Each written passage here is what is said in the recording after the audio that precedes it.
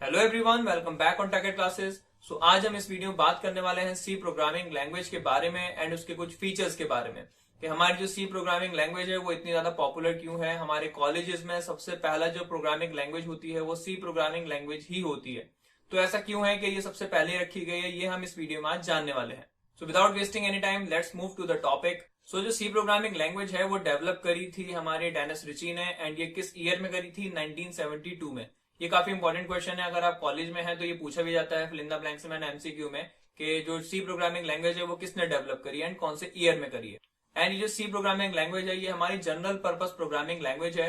ये इसको general purpose इसलिए बोला जाता है क्योंकि हम इसके थ्रू काफी सारे एप्लीकेशन जो जनरली हम यूज करते हैं उनको हम बना सकते हैं by using the C programming language. Third है हमारा यहाँ पे जो सी प्रोग्रामिंग लैंग्वेज है वो mother of all programming language हम इसलिए कहते हैं क्योंकि जो भी चीजें हम सी प्रोग्रामिंग लैंग्वेज में हम सीखते हैं वो मोस्टली सारी लैंग्वेजेस में आपको मिल जाएंगी। So this is the only reason कि जो हमारी सी प्रोग्रामिंग लैंग्वेज होती है हमारे कॉलेजेस में सबसे पहली प्रोग्रामिंग लैंग्वेज होती है, क्योंकि आगे जितनी भी प्रोग्रामिंग लैंग्वेज आप पढ़ने वाले हैं वो सारी लैंग्वेज के अंदर जो भी आप सी प्रोग्रामिंग के अंदर पढ़ने वाले हैं वो सब कुछ उसके अंदर मिलने वाला है। सो इसीलिए हम सी प्रोग्रामिंग लैंग्वेज को mother of all programming language भी बोलते हैं। अब ये जो हमारी सी प्रोग्रामिंग लैंग्वेज है ये किस लिए डेवलप हुई? तो एट द बिगनिंग हमारी जो सी प्रोग्रामिंग लैंग्वेज है वो हमारे कर्नल, हमारे ऑपरेटिंग सिस्टम, इन चीजों को डेवलप करने के लिए यूज हुई थी।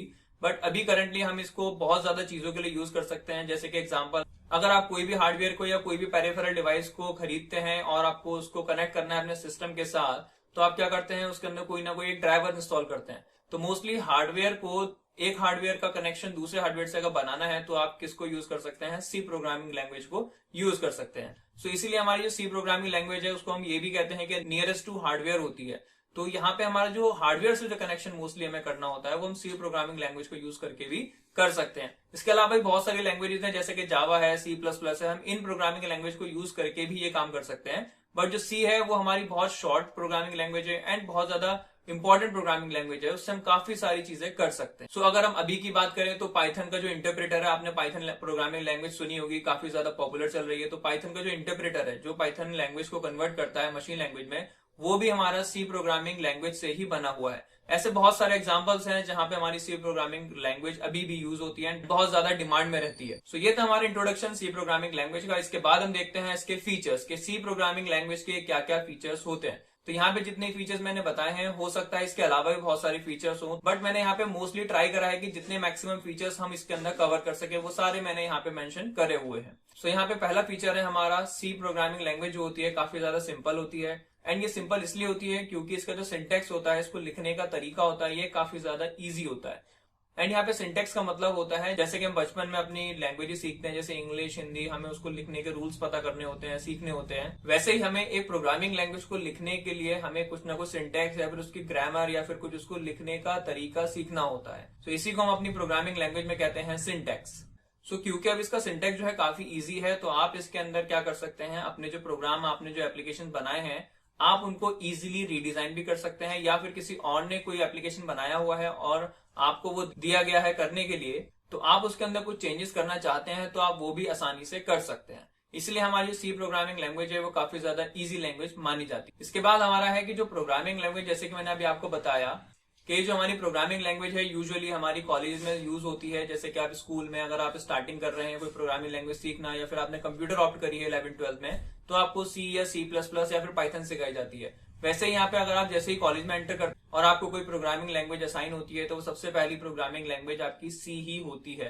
तो ये काफी ज्यादा इजी है, इसलिए आपको कॉलेज में सबसे पहली प्रोग्रामिंग लैंग्वेज इसी को दिया जाता है। इसके बाद इसका नेक्स्ट फीचर है कि ये हमारी मशीन इंडिपेंडेंट लैंग्वेज होती है। अब मशीन इंडिपेंडेंट लैंग्वेज का मतलब होता है कि आप अपना प्रोग्राम या एप्लीकेशन अपने सिस्टम पे डेवलप करें, अपना क्रिएट करें, एंड उसके बाद उस एप्लीकेशन को किसी और सिस्टम पे चलाएं तो वो आसानी से चल जाए एंड आपको सेम आउटपुट दे। तो इसी को हम कहते हैं मशीन इंडिपेंडेंट एप्लीकेशन या फिर प्रोग्रामिंग लैंग्वेज। तो जैसे कि हमारी असेंबली लैंग्वेज होती है वो मशीन डिपेंडेंट लैंग्वेज होती है, हम उसका कोड किसी और मशीन पे नहीं चला सकते। बट यहाँ पे सी के साथ ऐसा नहीं है। सी हमारी जो लैंग्वेज है वो मशीन इंडिपेंडेंट लैंग्वेज होती है कि हम इसका कोड किसी भी मशीन पे चला सकते हैं। अगर हम थोड़े बहुत चेंजेस करें उसके अंदर तो वो आसानी से हमारा सेम आउटपुट दे देगा। अब जो हमारी सी लैंग्वेज होती है वो हमारी मिडिल लेवल लैंग्वेज भी होती है। इसको हम मिडिल लेवल लैंग्वेज इसलिए बोलते हैं क्योंकि ये हमारे हार्डवेयर को कनेक्ट करने के काम में आती है। हम काफी सारे एप्लीकेशन इससे ऐसे बना सकते हैं जिसके थ्रू हम क्या कर सकते हैं, अपने हार्डवेयर को अपने सॉफ्टवेयर से या फिर अपने एक हार्डवेयर को दूसरे हार्डवेयर से कनेक्ट कर सकते हैं। तो इसलिए इसको हम मिडिल लेवल लैंग्वेज भी कहते हैं।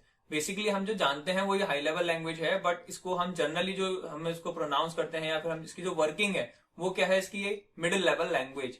क्यों है ये मिडिल लेवल लैंग्वेज? क्योंकि हम इसके थ्रू कोई भी हार्डवेयर पे हम अपने फंक्शनैलिटी क्रिएट कर सकते हैं, इसलिए हम इसको कहते हैं मिडिल लेवल लैंग्वेज।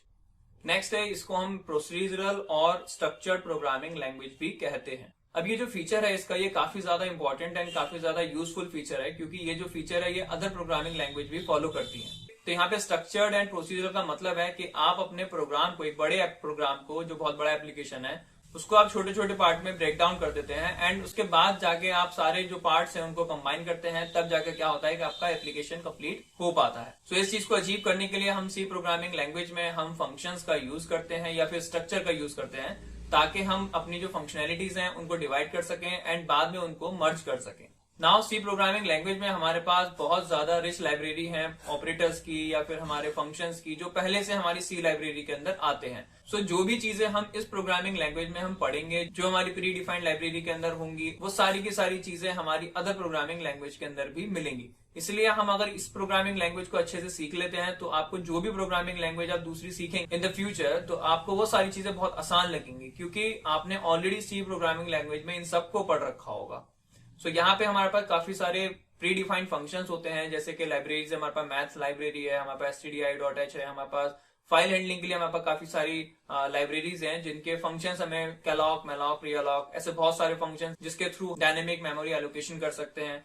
सो इसके बाद हमारे ऑपरेटर्स आते हैं, जो कि ऑपरेटर्स का मतलब होता है जिसके थ्रू हम इवेल्युएशन या कैलकुलेशंस करते हैं प्रोग्रामिंग लैंग्वेज के अंदर। सो ऐसे बहुत सारी चीजें हैं जो आपकी सी प्रोग्रामिंग लैंग्वेज की लाइब्रेरी में प्री डिफाइंड है।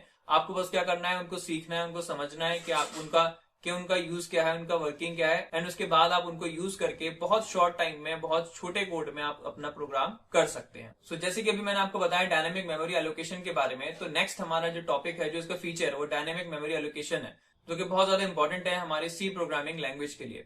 सो डायनेमिक मेमोरी एलोकेशन का मतलब होता है कि आप रन टाइम पे, जब आप अपना प्रोग्राम रन करते हैं, तभी आप उस प्रोग्राम को कुछ ना कुछ मेमोरी देना चाहते हैं, या फिर उसकी जो मेमोरी है ऑलरेडी दी हुई, आप उसको चेंज करना चाहते हैं। तो ये सारी चीजें किस फीचर के अंदर आती हैं, फिर किस टॉपिक के अंदर आती हैं, वो है हमारा डायनेमिक मेमोरी एलोकेशन। तो इसके अंदर बहुत सारे फंक्शंस होते हैं जो कि सी लाइब्रेरी हमें प्रोवाइड कराती है, जैसे कि मैंने भी बताया आपको, कैलॉक, मैलॉक, रियलॉक एंड फ्री। तो ये सारे जो फंक्शंस हैं, इनकी हम बहुत ज्यादा डिटेल में सारी चीजें देखेंगे। तो आपको अगर ये सारी चीजें, जितने मैं फीचर बता रहा हूँ, ये सारी प्रोग्रामिंग लैंग्वेज के ही पार्ट है, तो आपको इन सब चीजों को डिटेल में पढ़ना है, तो आप इस प्लेलिस्ट को जरूर फॉलो करें, इसमें सारी चीजें मैं आपको मेंशन करूंगा। So the next feature is pointer. And pointer जो है काफी ज्यादा इंपॉर्टेंट टॉपिक होता है हमारी सी प्रोग्रामिंग लैंग्वेज का। वो इसलिए क्योंकि हमें जो काम करना है वो मेमोरी पे करना है, जैसे कि हमें ड्राइवर्स को इंस्टॉल करना, हमें दो हार्डवेयर को कनेक्ट करना, हमें सॉफ्टवेयर से हार्डवेयर को कनेक्ट करना। सो ये सारी चीजें जो अचीव होंगी वो हमारी पॉइंटर्स को यूज करके ही होंगी।